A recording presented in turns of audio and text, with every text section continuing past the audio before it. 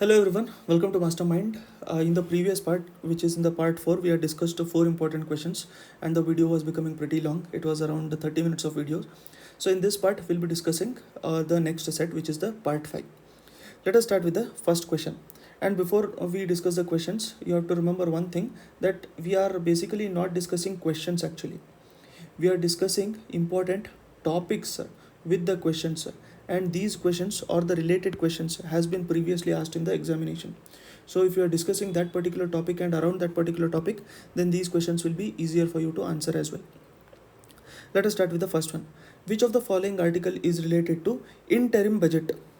Interim budget. So which of the following article is related to interim budget? The answer here is article 112, article 112. So we'll discuss about these particular thing. Here we can see there is article 110, which is also mentioned. Article 110 also is very important, and this also has been asked in the examination. And whatever articles which I have given over here, these have been asked in the examination repeatedly. So 110 is related to money bill. So there is a small weird technique in which I remember this money bill. That is, let's say I have given 100 rupees to the friend, or 100 rupees I have given on loan to the friend, and with interest he is giving 10 rupees extra. He's giving 10 rupees extra. So now I am getting is 110. Usually the percent will be calculating in 100 only, right? So that is how I remember this money bill as 110. 100 rupees I have given to the friend, 10 rupees interest he'll be giving. Now you might debate also in the comment section saying that the friends will not usually give the money what we have given back to us, but still it is easier for us to remember in this way. So it is 100 rupees I have given to the friend, 10 rupees he has given extra. So 110 is related to money bill. So the next one, 108. So 108 is related to joint sitting. 108 is related to joint sitting. So you can remember it as, we are sitting, friends are sitting. Again, friends are sitting. So close the gate. All the friends, they are having joint sitting. So parents should not come inside, or they should not be caught, and because of that you have to close the gate. So gate 8, something like that. So there are these weird techniques in which you usually remember. So the answer over here is that we have to get the exact option right in the examination. So whatever is the explanation or how do we remember those particular points might not matter so much, as far as we are able to remember that and eliminate. So let us look at 112 and 116 now. First thing with respect to article 112 is that what is the purpose of this particular article? It speaks about financial statement. It speaks about financial statement. You have to remember that budget is the word which is not mentioned in the constitution. Financial statements. So this covers a specific period, usually a few months, until a new government is formed, and a full budget is presented later on. That is why it is called as interim budget. That is temporary budget. So until the new government is formed, whatever expenses are to be covered, for that there is a budget which is called as interim budget. You have to remember this is with respect to the new government, and hence it is election. Next point is that, and in case of interim budget, they can propose changes in the tax regime as well. Though it is interim budget, that is, it is the time being budget, the proposal for tax regime also can be put forward into this, and it provides continuity in governance during the transition period. That is, until the government is formed, until the new government is formed, whatever is the transition period, until that it provides the funds. That is the continuity. There was another article which we had seen, which is article 116. In case of article 116, it speaks about vote on account. So you might get confused, or the question might be related to interim budget also and vote on account also. How is interim budget different from the vote on account? In case of interim budget, we are looking at general elections. Which are nearing. So this financial statement is presented by the government before general elections, And in case of vote on account, Article 116, it is to meet essential government expenditures for the limited period. It is for the limited period. So that is, when the budget is passed, it has to be approved for that limited period. Vote on account is passed. So vote on account is different from that of interim budget. Now, in case of vote on account, it is generally granted for 2 months. It is generally granted for 2 months.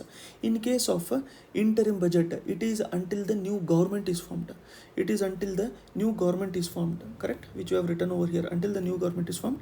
This is usually in case of 2 months. It is generally granted for the period of 2 months, which is equivalent to 1/6 of the total estimation. 1/6 of the total estimation. In this case, you cannot propose. In this case, you cannot propose the tax regime changes. You cannot propose tax regime changes, and this ensures the smooth functioning of the government and public services until the regular budget is approved. Until the regular budget is approved, till then the government needs expenses to be fulfilled, and because of that, our vote on account is passed. Vote on account is passed. In case of interim budget, it is passed before the general elections. And the normal budget will be passed when the new government will form. So this difference 112 and 116 is something which you have to remember here. 2 months and tax regime, these are the probable places from which the question can be made. These are the probable places from which the question can be made. So I hope you have understood about this. Let us move on to the next one. Next question, it is related to inflation. So if you are following this series, we have discussed about the inflation properly. What is demand pull inflation, what is cost push inflation, with the help of smaller examples and all we have discussed. So I'll give you just 5 seconds in order to answer this, and later on we'll see what is the discussion like. So temporary control of inflation can be affected by, how can you control the inflation temporarily? Is it A, increasing the taxes, increasing the prices, restraint on the growth, reducing the prices? So what is the answer? So here the answer is A, increasing the taxes. So we have seen that inflation is that when money is more,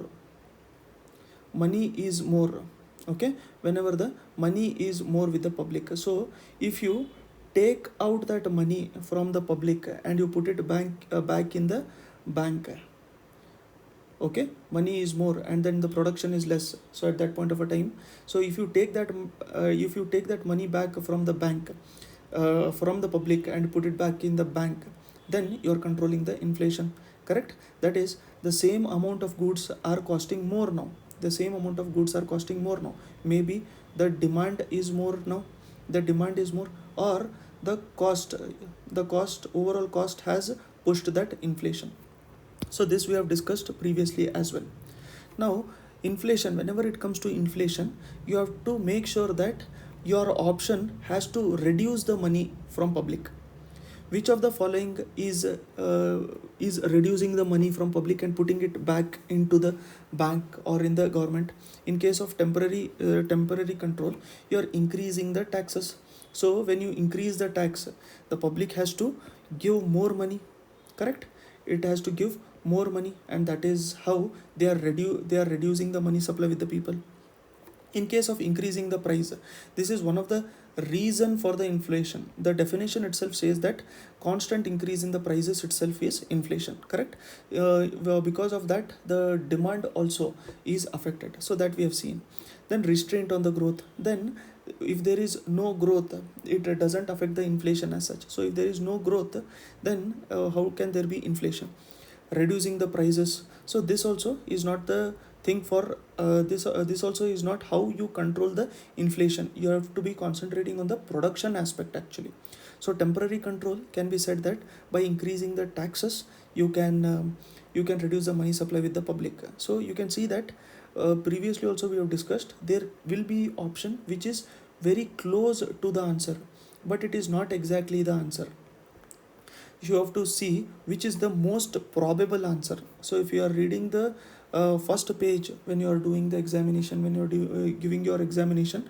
So the first page in which you will be filling your roll number, etc., in which they'll be giving what ink you have to use to answer in the OMR sheet, etc. In that also they'll be giving you the statement saying that what is the most probable answer has to be correct. So I hope you have understood about this. Let us move on to the next one, and this has been asked previously in the examination, so it is the previous year question. Now a very important question. It is related to Forex reserves. It is related to Forex reserves. So this has constantly been in news, and in 2024 as well, that is recently, it was in March 2024, India's Forex reserve has reached all-time high. It is $645.6 billion dollars. So, and because of that, this was in news, and usually this is a favorite question for examination. So there are two questions which we'll discuss, this and the next one, and later on we'll look at the explanation. So what is the first question? Regarding Indian Forex Reserve, which of the following is part of the Indian Forex Reserve? So the first statement says that foreign currency assets. Foreign currency assets. Second one, it is saying gold. Third one, it is telling special drawing rights. Fourth one, IMF reserve position. Fifth one, ADV reserve funds. Which of the following is the correct answer? Is it all living fourth and fifth, or is it all living special drawing rights, or is it all living ADB reserve funds, or is it all living foreign currency assets and gold? So here the answer is C. Here the answer is C. Under Forex reserve, ADB reserve funds, it has not been mentioned. ADB reserve funds has not been mentioned. Other than this, these all are part of the Forex reserves. These all are the part of Forex reserves. Okay, so this has not been mentioned. So I hope you have understood about this. Let us see the next question, and later on we'll discuss about the forex exchange, foreign exchange. Who is the custodian of foreign exchange reserves in India? Who is the custodian of foreign exchange reserves in India? So in the previous question itself, we have seen that there is IMF reserve position. So you can see there is IMF as option over here, but the answer is RBI. So the RBI is custodian of foreign exchange reserves in India. So you might get confused sometimes, and because of that only I put this question as well. So it is very clear for you. Now let us look at foreign exchange reserves properly. So in case of foreign exchange reserves, it is also called as Forex. It is also called as Forex, which stands for foreign exchange, which stands for foreign exchange. Now the context here is that in 2024, India's Forex reserves reached its all-time high, which stood at $645.6 billion. $645.6 billion. This was as of March 2024. So in the later year, if it has increased or it has decreased, we have to see. But as of March 2024, the exchange reserve was $645.6 billion. So this foreign exchange reserves, we have seen that it is also called as Forex reserves. And these are the reserves which are held by, it is held by RBI or Central Bank of the countries. It is held by the Central Bank of countries in foreign currencies. In foreign currencies. Very, very important for us. It is held in foreign currencies. And now what does these includes? When it comes to foreign currencies, what does this include? This includes the foreign currencies, which is dollar, etc. And then there is treasury bills. It includes the treasury bills and government securities as well. So government securities as well. So these may include foreign currencies, the bonds, treasury bills, and government securities. So in the question itself, we had seen there are the Forex constitutes the foreign currency assets, gold, special drawing rights, and IMF reserve position. Correct? IMF reserve position. In case of foreign currency assets, it includes the foreign currency, treasury bills, and other government securities as well. Now we have seen that RBI is a custodian. RBI is custodian. So it is held with RBI itself. Now what does this comprise of? What does this comprise of? It comprises of foreign currency assets, which we have seen. Next one is it includes gold, it includes special drawing rights, and it includes the capital with IMF. Capital with IMF, whatever is the capital which is held with IMF. Okay, this we have seen. Now, which has the highest share in case of India? In case of India's forex reserve, which is highest? Is it forest currency assets, or is it gold, or is it SDR, or is it the capital with IMF? Which is highest? The highest contributor is foreign currency assets, and in the second place we are having gold. So in this $645.6 billion, it is easy for us to remember, it is 456, correct? So under this, the major portion or the highest portion itself is foreign currency assets. So I hope you have understood about this. Let us move on to the next question. Next question is related to 2011 census. So until the next census happens, the questions related to 2011 census will be flagship for us. The population, the infant mortality rate, the maternal mortality rate, literacy rate, etc. related to 2011 census itself will be very important, and because they'll be mentioning about 2011 census itself. Now it is a simple question. They are asking what is the population of India according to 2011 census. According to 2011 census, what is the population? Is it 1.01 billion, 1.21 billion, 1.11, or 1.31? Here the answer is B, 1.21 billion. 1.21 billion. Now we know that it is above 1.4, 1.5 billion. But still it is asking according to 2011 census. According to 2011 census, it might reach 1.5, 1.6 billion as well. But according to 2011 census, it is 1.21 billion. So there is a live tracker website which is called as Wordometer.